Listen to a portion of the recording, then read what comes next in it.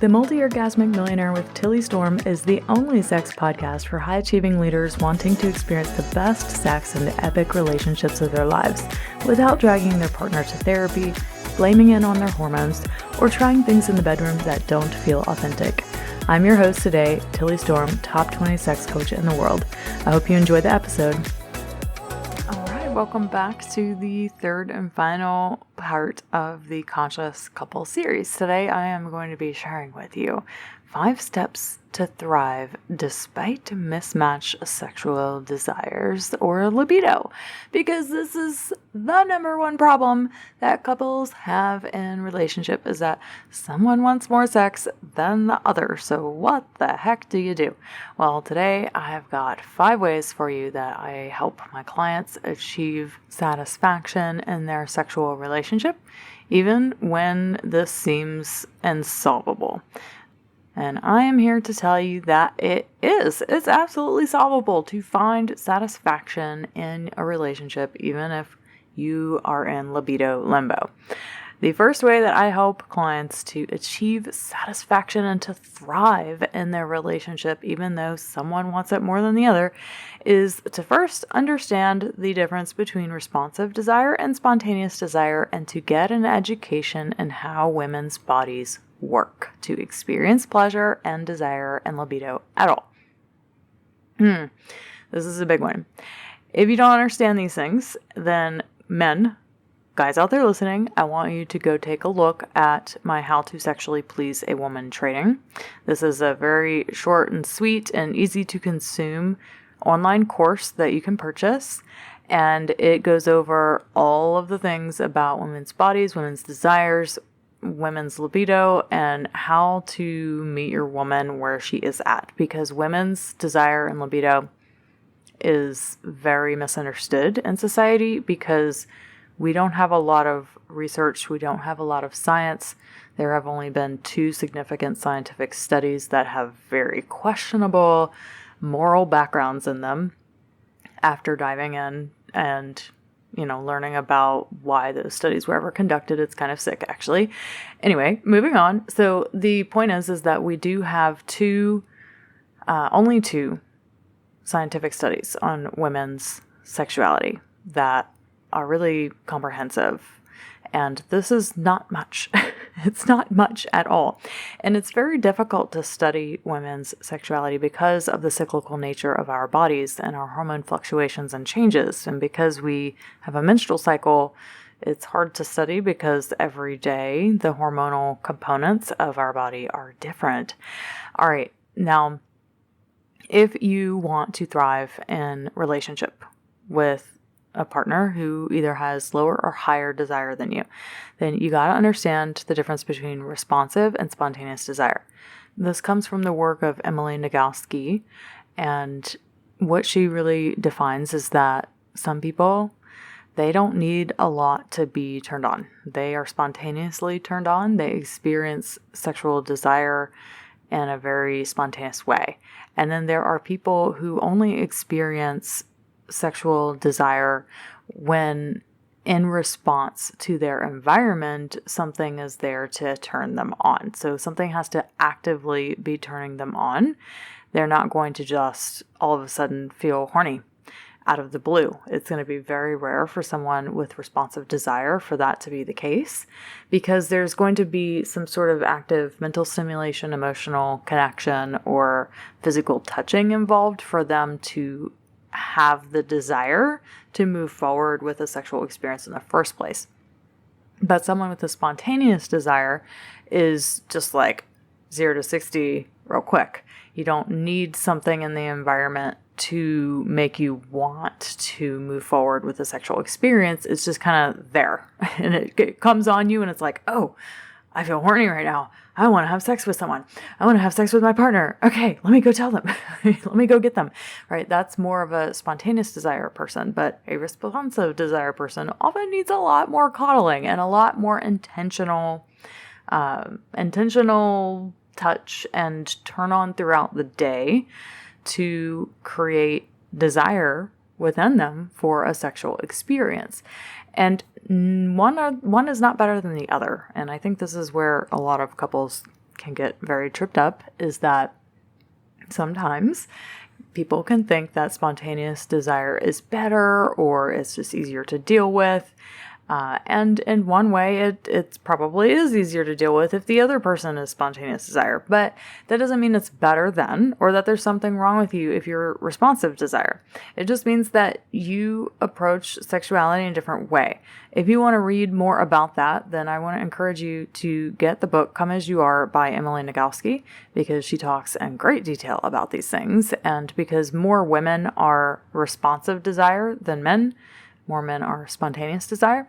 It's important for you guys out there to really understand, and for women to understand this about yourself, so you're not comparing your body to mostly men, and that you're not making conclusions about your sexuality or your body that aren't even true. Because a lot of women will think, well, there must be something wrong with me, or why aren't I like every other person out there? And there might not be anything wrong with you, but because you don't have this understanding and this education of how sexuality and desire works, then you end up thinking that there is something wrong with you. So if you don't understand this concept, please go get the book. You can probably check it out from your library for free.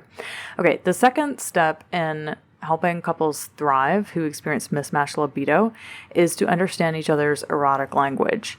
I've gone over this many times on the podcast. It's also in my 5 days to epic sex and pleasure training for high achieving women. It's the day 4 in that 5 series podcast.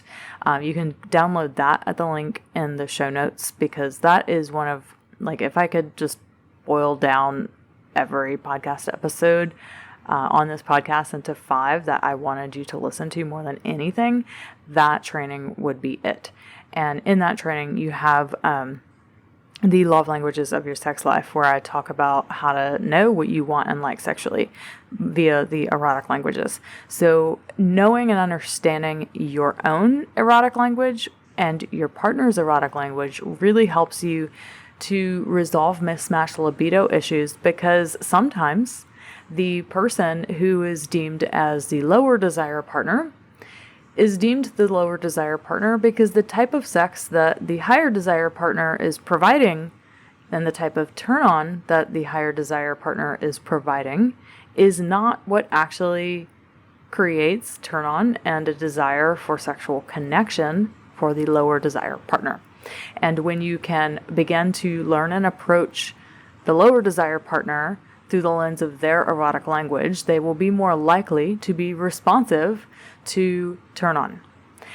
And understanding this about each other and having the language to describe different wants and needs sexually is just so valuable, because it gives you a way and a framework to talk about it in a way that's tangible and that makes sense.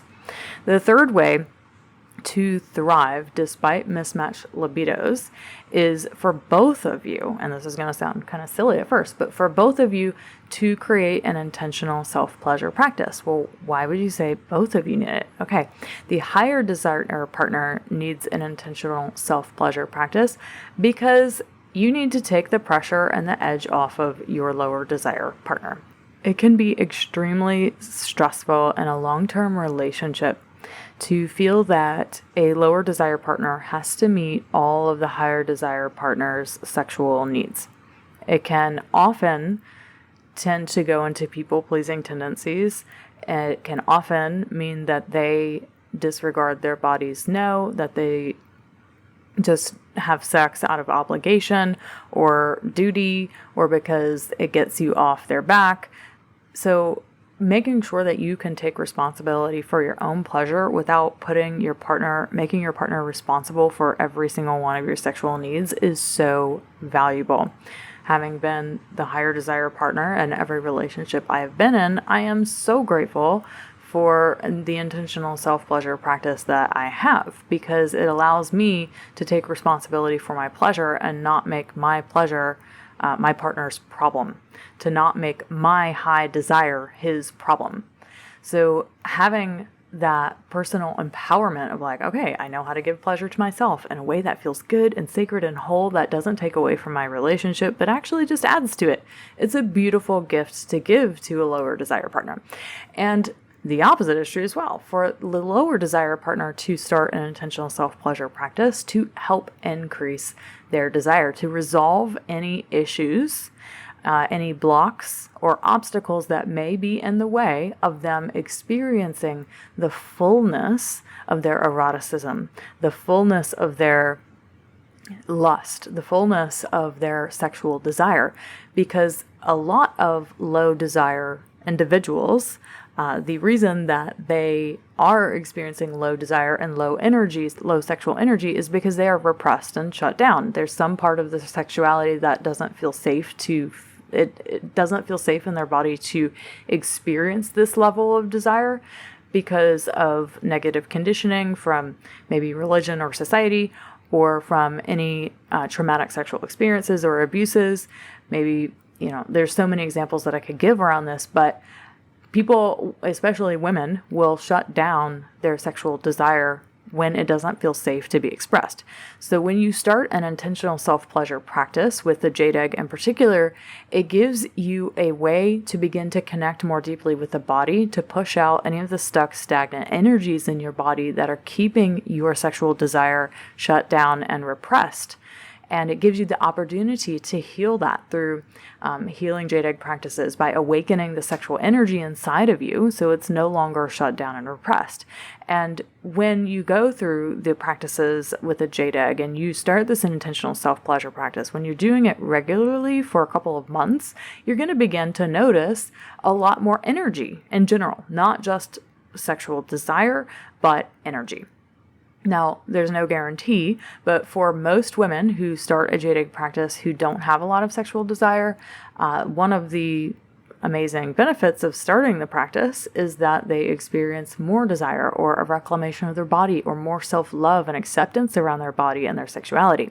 In a nutshell, that is why both partners need to be taking responsibility for their own pleasure and having their own self-pleasure practice.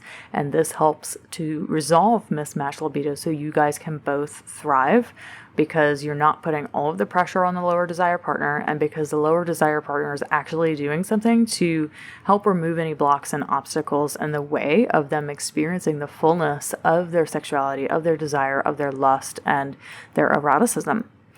Now, the fourth step to take to thrive despite mismatched sexual desire is to distinguish between intentional sex date nights versus anytime sex or quickie sex or just whatever the normal thing is that you do.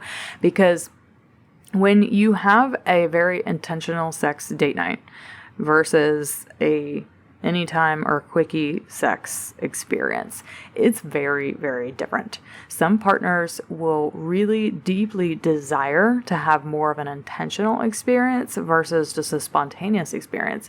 And some partners really want that spontaneous experience versus we have to go through all the things and have this intentional thing, right?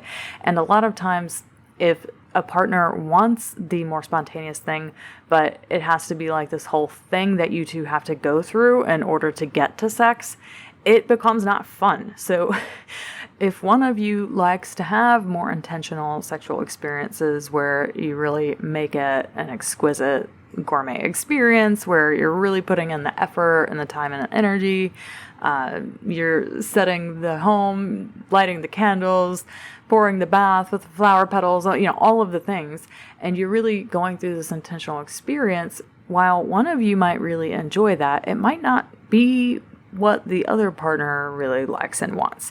So to come up with a set amount of times to agree on the amount of intentional sex date nights versus anytime or quickie sex, to agree on that amount that you can both live with, is the fifth and the final step to thriving despite mismatched libido. I keep having a hard time saying that word. It's too many M's. Okay, so now that you two are agreeing on the amount of intentional sex versus spontaneous quickie sex and what that means to both of you, I did work with one couple where we really got to what spontaneous sex meant, because it meant two different things to each partner in the couple. So to make sure that you guys are on the same page about what spontaneous or quickie style, fast food style sex sometimes is called, versus intentional gourmet type sex, we're going to go through the whole ritual thing to make it a special experience. So let's recap real quick. The 5 steps to thrive despite mismatched sexual desire is to, number 1, understand the difference between spontaneous and responsive desire. Number 2, to know each other's erotic language. Number 3, to both of you to start a intentional self-pleasure practice. Number 4, to distinguish between intentional sex date nights versus anytime or quickie sex dates. And number 5, to agree on what amount of both of those types of sex can you live with and how much you expect each week or each month, whatever it is for the two of you. So when you can work through all 5 of those things, it's absolutely possible to resolve libido limbo, babes. All right, so this leads me to share with you about the Epic Sex Date Night Blueprint group program for couples. I've created this amazing new program that has been tried and tested already. So it's not like no one's ever done it before. Now they've done it, and my private clients have done it. And it's this amazing opportunity for the both of you to explore different types and flavors of sexuality to improve your communication skills and to deepen your sexual connection. If you haven't checked out the program page in details, I want you to head to the link in the show notes, check them out, because we have an early bird pre-sale special that's going on right now through July 3rd. I'm only accepting 6 couples into this program because I like to keep things small and intimate. And on July 3rd, the price will be $1,000 less than it will be on July 4th. The program registration ends on July 14th, and we start the week of July 17th. The program will go, we have 12 group calls that we're going to be doing, along with your 10 sex date nights. And if you get your call booked in, your application call booked in by July 3rd, and you sign up for the program by July 3rd, you will get the $1,000 discount. So go check it out, and I'm so excited to help you resolve mismatched libido issues and get you two out of libido limbo. It is so freaking possible. I've seen it happen with many of my couple clients, and I know that we can work through this if you just say yes and take action. But it requires you taking action and investing in this area of your life. Anything that you want to change and transform, you have to make an investment of time, energy, and resources.